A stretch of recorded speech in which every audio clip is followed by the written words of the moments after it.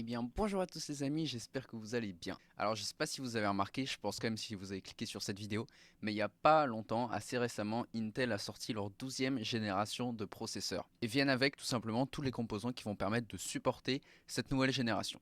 Alors cette fois-ci, Intel nous propose une nouvelle architecture nommée Alder Lakes, gravée en 10 mm et qui comprend un nouveau socket, le socket 1700.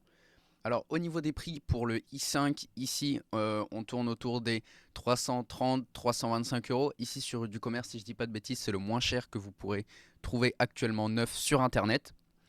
Pour le i7, pareil, 12 700K, on est autour 520-530 euros, ça dépendra des sites.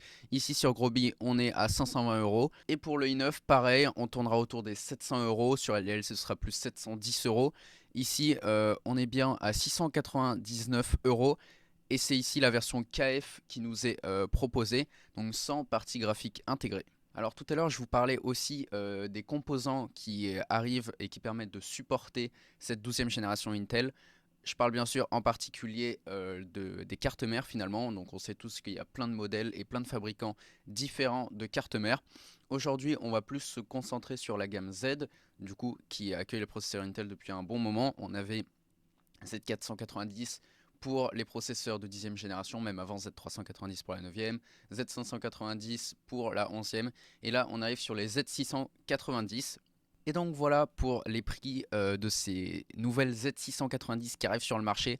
Alors celle-ci, donc la MSI Pro Z690A en DDR4, c'est une des moins chères actuellement sur le marché. Il me semble qu'il y en a une encore en dessous autour des 220 euros. Bien sûr, on sait que cette nouvelle génération Intel comprend aussi la DDR5. Donc on aura bien sûr la version, exactement la même version, mais qui comprend cette fois-ci la DDR5, qui sera donc 20 euros plus cher. Et donc bien sûr on compte aussi sur la baisse des prix des composants à l'avenir, peut-être pour une meilleure accessibilité au niveau de ces cartes mères. Néanmoins on voit quand même aussi des gros progrès au niveau des installations faites dessus. On a bien sûr la nouvelle génération de M2 NVMe 4.0 pour minimiser vraiment vos temps de chargement, que ce soit en jeu ou dans l'applicatif. On a aussi bien sûr l'USB 3.0, le PCI Express 5.0.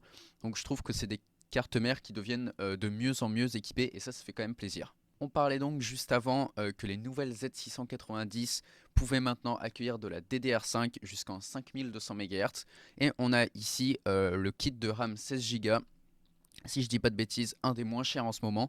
Généralement quand il est en stock il est autour des 150-160 euros.